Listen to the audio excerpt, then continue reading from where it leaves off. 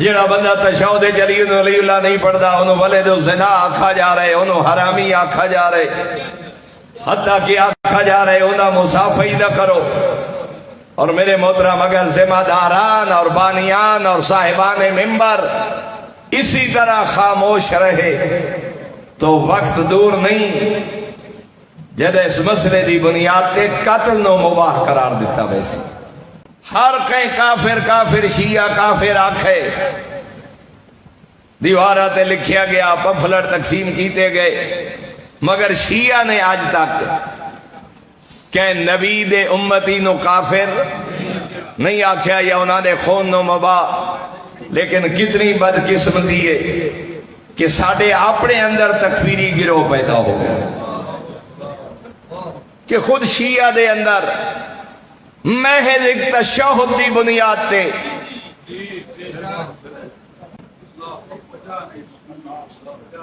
اور یہ وجہ ہے علماء اتنے محتاط رہے، ہمیشہ بزرگان اتنے محتاط رہے کہ انہاں عقائد اور نظریات دی بنیاد تے فروعی اختلافات دی بنیاد تے کسی دے قتل دی اجازت نہیں دیتی۔ اختلاف رائے ہر کوئی حق رکھ دے اگر دلیل دی بنیاد تے ہے، مگر ہون تا اعلان ہونے جڑا تشہد ہی نہیں پڑھدا ہو جنازے چی نہ آوے، جڑا تشہد ہی نہیں پڑھدا ہو تا مصافحہ ہی نہ کیتا جائے۔ تیری مرضی دا نام دین نہیں، دین یا اللہ دا قرآن ہے یا آل محمد دا فرمان۔ مگر وجہ کیا ہے؟ اسی صاحبان ممبر بھی خاموشاں، بانیان بھی خاموشن، متا بات کیتی جائے،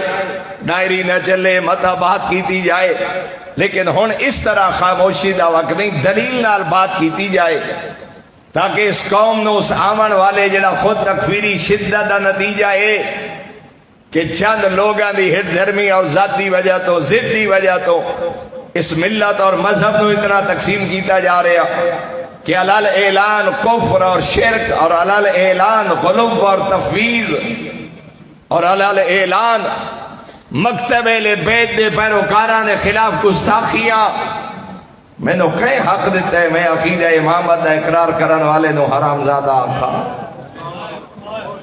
میں نے کئی حق دیتا ہے جو میں لا الہ الا اللہ محمد الرسول اللہ علی ولی اللہ دا اقرار کرن والا 14 معصومین دی عصمت دا قائل، کربلا والے دا عزادار، حسین دی امن و صدیقہ کبریٰ ماننے والا، بطول ماننے والا، مگر 5-7 افراد دی ہٹ دھرمی جنہاں نہ مدرسے دا منہ ڈٹھے، نہ دین پڑھے، نہ حلال پڑھے، نہ حرام پڑھے، فقط اپنی چرب زبانی دی بنیاد تے اتنا تقسیم کر دیتا گیا کہ خود تیرے اندر تکفیریت وجود پا رہی ہے، اور وجہ خاموشی اور وجہ دین تو دوری ہے۔ حالانکہ نا معصومین دے زمانے جتھے عبداللہ ابن ابی یافور جیسے لوگ موجود ہیں، تیادے پہن والا ہکو انار دے 2 ٹکڑے کرو تے آنکھو ادھا حلال ہے تے ادھا حرام، اتھے انہاں دے نال ایسے لوگ بھی گزرے جنہاں تے 6ویں امام نے لعنت فرمائی ہے۔ مویرہ ابن سعید نو دیکھو، ابو الخطاب نو دیکھو، کتنے زمانے امام دے زمانے گزرے، اور جد 8ویں آقا دی خدمت اجراوی یاد ہے، میں کچھ احادیث 8ویں آقا دی خدمت پیش کی دیا کہ مولا انہوں توڑے بابے دے نام نال تے جعفر صادق دے نام نال موسوم کر کے حدیث بیان کیتا جا رہے۔ امام نے ایک حدیث دے بارے فرمایا، اے بھی نہیں آکھی، اے بھی حدیث نہیں، اے بھی حدیث نہیں، اے بھی حدیث نہیں۔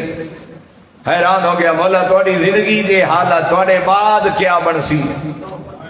توڑے میرے آقا نے فرمایا پریشان نہ ہو، معیار قرآن قرار دے۔